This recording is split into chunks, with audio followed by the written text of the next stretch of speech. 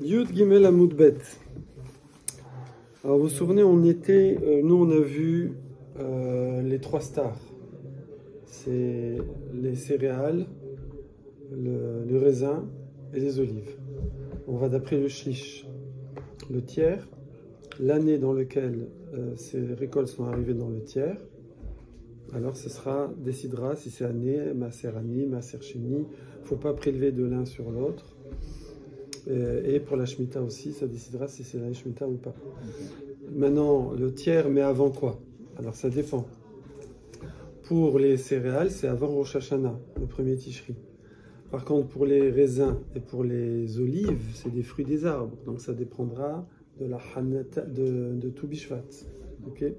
Ce sera avant le Shlish, pas la Hanata. Ce sera le Shlish avant Tu Bishvat ou après Tu Bishvat. Ok? Voilà.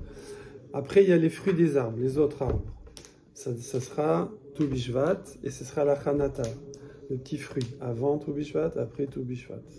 Après les légumes, les rakotes, les légumes c'est au moment de la Lekita. Ce qu'on cueille avant Rosh Hashanah, c'est l'année d'avant, après Rosh Hashanah, c'est l'année d'après. Et maintenant on nous a sorti les kitniot. Les kitniot, alors à la base c'est des légumes, donc on devrait, et c'est des rabanan, c'est Maaser et Trumot des rabanan. On devrait aller d'après la Lekita, comme les autres légumes.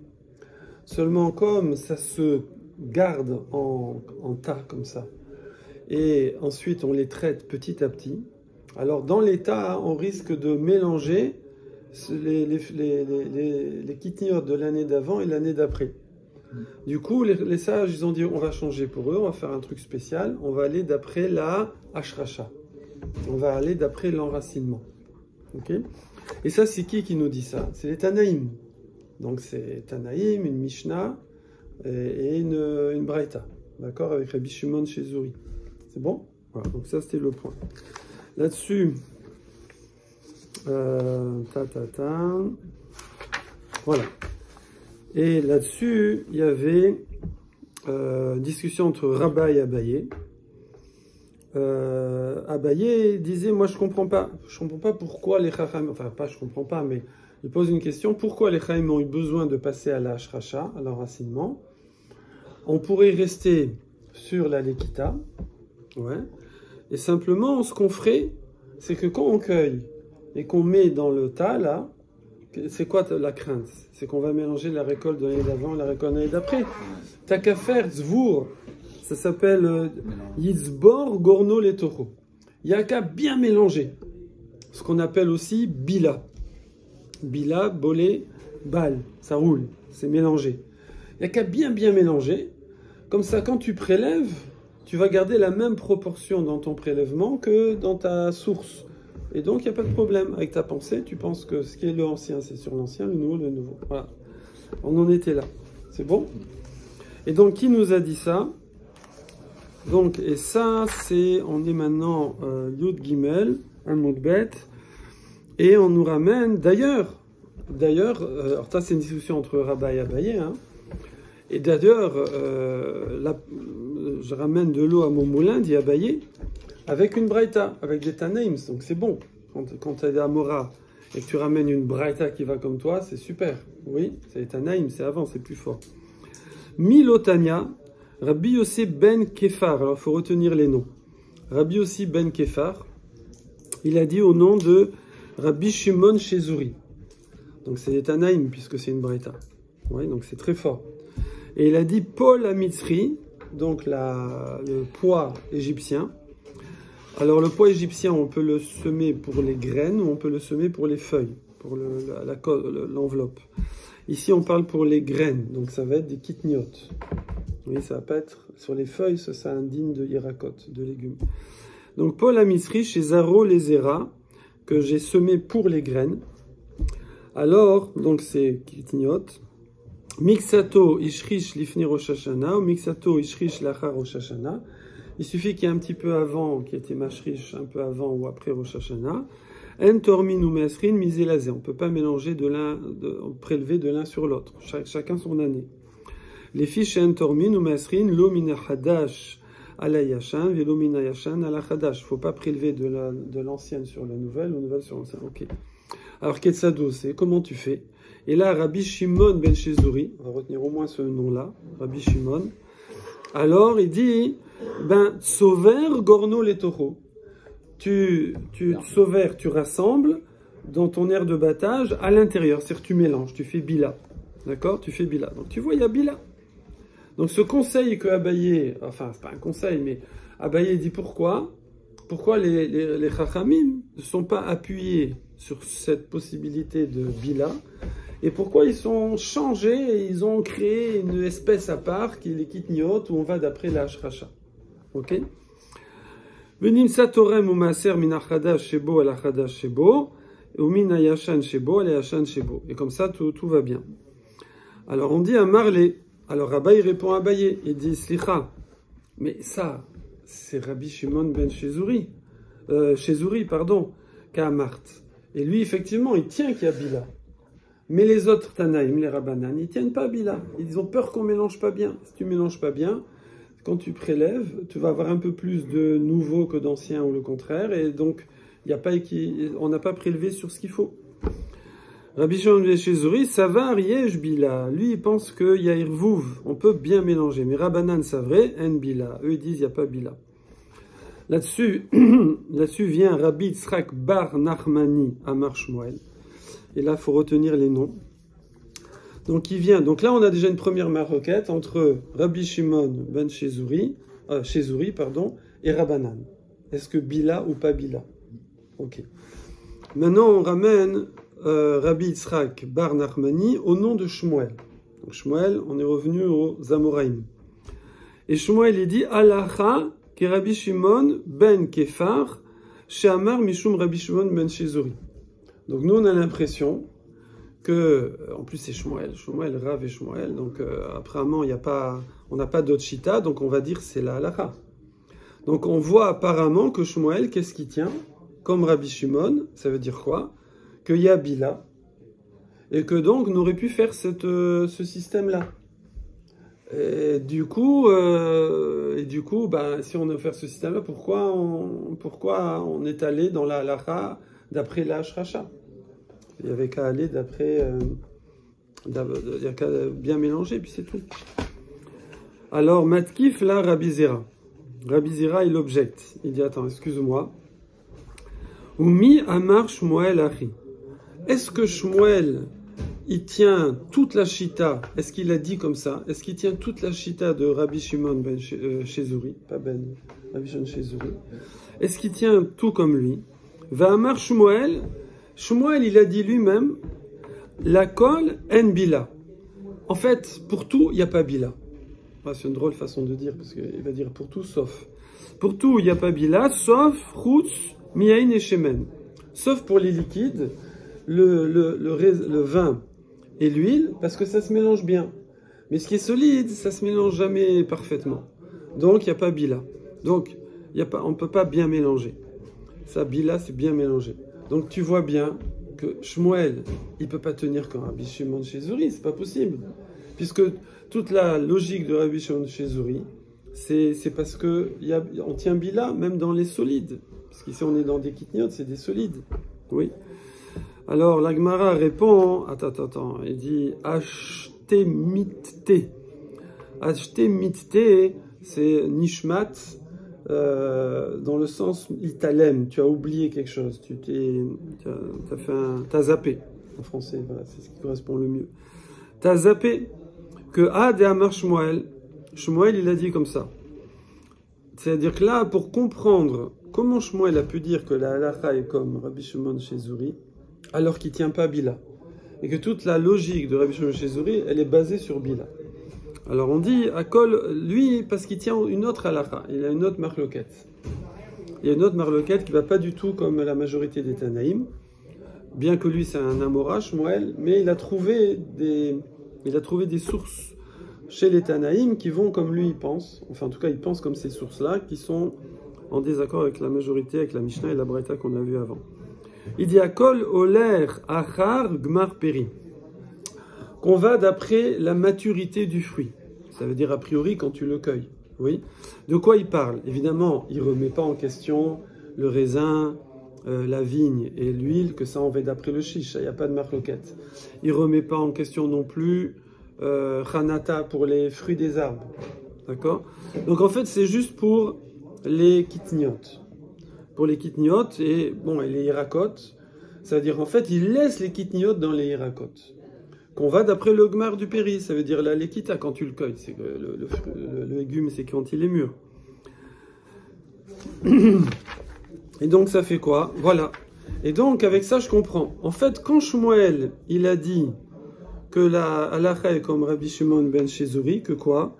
Que on va pouvoir mélanger dans le même tas et prélever sur le total, alors que c'est un mélange d'anciens et de nouveaux, ouais, par rapport à la lekita ou par rapport à la maturité. Alors, c'est pas pour la même raison que Rabbi Shimon. Lui, Rabbi Shimon, il va d'après la hashracha. Il va pas d'après le gmar du péri. Et lui, d'après la hashracha, pourquoi je peux faire ça? Parce qu'il y a bila, parce que c'est mélangé, donc c'est pas grave. De toute façon, je vais garder la proportion. Mais Shmuel, c'est pas pour ça. Non, c'est parce qu'il va pas d'après la hashracha, il va d'après le gmar péri, ok? Et donc, le fruit, alors, c'est pour ça que pour lui, quand je vais cueillir mon fruit, alors attends, mais comment ça marche? Parce que quand je vais cueillir mon fruit, je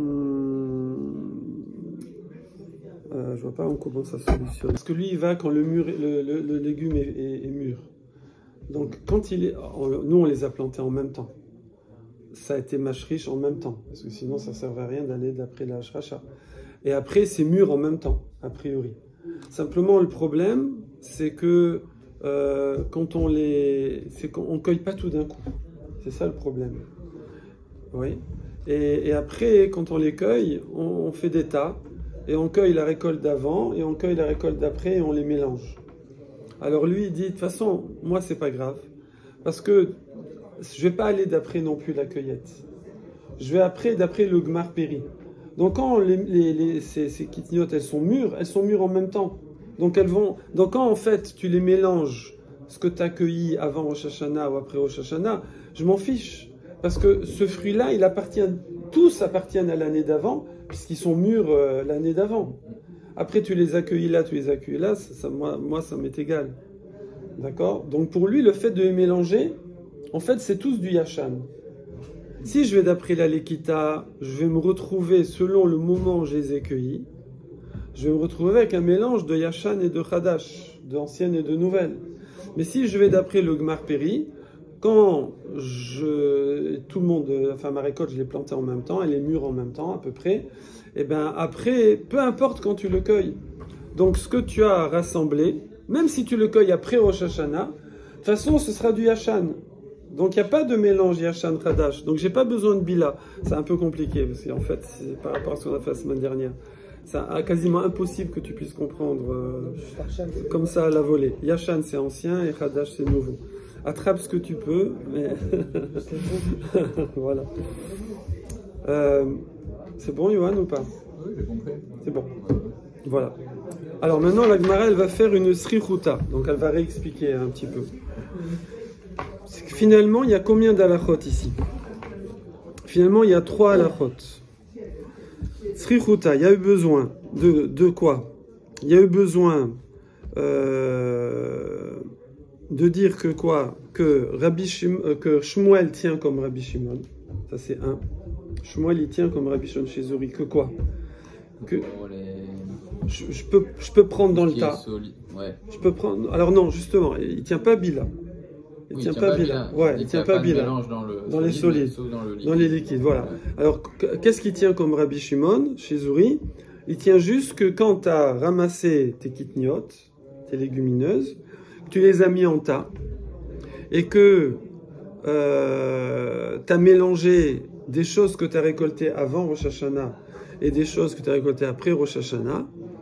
Comme Rabbi Shimon chez Zuri, il dit, pas grave, tu peux prendre du tas. Pourquoi? Mais pas pour la même raison que lui. Pas pour la même raison que lui. Lui, Rabbi Shimon chez Zuri, c'est parce qu'il dit, c'est pas grave, c'est bien mélangé. Lui dit, non, c'est pas bien mélangé, Mais de toute façon, moi je vais d'après la maturité du fruit. Donc tout le monde a été mûr en même temps. Donc c'est bon. Donc j'avais besoin de dire ça. Après. Ils disent qu'il y a un mélange, mais il n'est pas, le mélange n'est pas homogène en lui-même. Voilà. Mais comme la maturité c'est la même. Voilà, donc en fait il n'y a pas de mélange. Façon, au final, y a pas en vérité, il n'y a pas de mélange. Exactement. Voilà. Mûrs en même temps. Les fruits, c'est des couleurs. Ils sont mûrs, tes petites graines là des pois, les petits pois, ils sont mûrs en même temps. On m'a dit qu'il y en a qui sont mûrs avant Rosh Hashanah. Non, ils sont mûrs en même temps. Après, si tu les cueilles, c'est que tu les cueilles avant Rosh Hashanah ou tu les cueilles après Rosh Hashanah. Ah, je crois que vous mélangez les deux. Non, ouais. Ça c'est Bila. Deuxième halakha, c'est quoi? C'est que il n'y a pas Bila, sauf dans les liquides. On avait besoin de le dire. Et troisième halakha, c'est que on va d'après le Gmar Peri. On va d'après la maturité des légumes, des kitniot, et non pas d'après ni la hashracha, ni la cueillette. Ok? Alors après la Gemara, elle va faire une srihuta. Ça veut dire, là on a 3 halakhot. Et elle va, je ne sais pas pourquoi elle fait ça maintenant, hein, mais elle va faire tout un calcul pour voir qu'est-ce que je penserais si j'en avais qu'une, si j'avais qu'une et pas celle-là, et si j'en avais 2 et pas la troisième. Et elle va montrer qu'à chaque fois, j'aurais pas eu une photo globale, je me serais trompé. Alors elle dit, Deiyash Moinan, si j'avais dit juste que Halacha qui Rabbi Shimon chez Zuri. Si j'avais juste dit qu'au nom de Shmuel, Halacha comme Rabbi Shimon chez Zuri. Ava Amina, qu'est-ce que moi j'aurais cru? J'aurais cru Mishum de Kassava Ariyesh Bila. J'aurais dit, ah ben oui, tiens, il tient comme Rabbi Shimon, sur toute la ligne, toute sa chita, que quoi? Que y a Bila dans les solides. Alors c'est pas le cas. Kamash Malan que non. La kol en Bila, personne n'a Bila sauf les liquides. Veyash Mainan, la kol en Bila. Maintenant, si j'avais dit non, il n'y a pas Bila sauf dans les liquides, alors moi j'aurais pu croire. J'aurais Ava Amina qui Rabbanan Zvirale. J'aurais cru qu'il faut tenir comme que lui il tient comme Rabbanan, qui sont en marloquette sur Rabbi Shimon chez Zuri, et qui eux ils tiennent qu'il faut aller d'après la Hashracha, parce que sinon on va s'embrouiller. Oui. Kamash Malan que non. Lui il va pas d'après la Hashracha, il va d'après de le Gmar Peri. Ve'alacha ki Rabbi Shimon chez Zuri. Ve'yashmainan ane tarte. Si j'avais donné ces deux halachot là, alors je me serais aussi trompé. À Vamina, j'aurais cru, je serais resté sur un bug. J'aurais dit Kashia des Shmuel à des Shmuel. C'est un moment, effectivement, on a eu une Kashia de Shmuel sur Shmuel, parce que Shmuel, il tient pas Bila, et après, il te dit, comme Rabbi Shimon, que oui, il y a Bila. Donc, tu comprends plus. Donc, j'aurais été bloqué. Kamash Malan, donc, à Kol, à Oler, Achar, Gmar Peri. Et maintenant, quand je sais, donc c'est seulement quand j'ai appris que pour Rabbi Shimon, on va d'après le Gmar du Péri, que j'ai plus le problème de cacher à des Shmuel à des Shmuel, que d'un côté il dit à Bila, d'un côté il dit à pas Bila. Veyashmainan akol oler achar mark Péri. Alors t'as qu'à dire que ça. T'avais qu'à dire que cet enseignement-là. Non, parce que là j'aurais eu Ava Amina, j'aurais cru, Afilou dvoa vezetim nami. J'aurais pu croire, si c'était pas dans notre sugia là des légumineuses, qui tient ça même dans les récoltes et les olives et le vin. Dans Kamash Malan que non. C'est pourquoi on a besoin de dire Halacha et Rabbi Shimon chez Zuri.